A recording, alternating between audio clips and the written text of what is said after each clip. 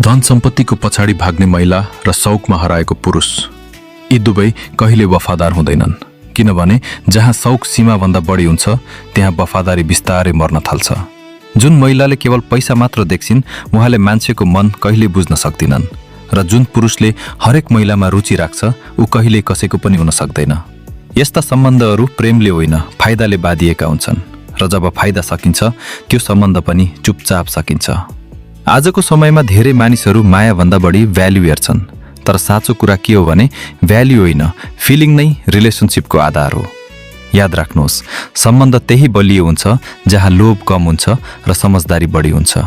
क्षणिक शौकले लामो समय साथ दिँदैन, र जसले वफादारी दिन सक्दैन उसले कहिले शान्ति पनि दिन सक्दैन।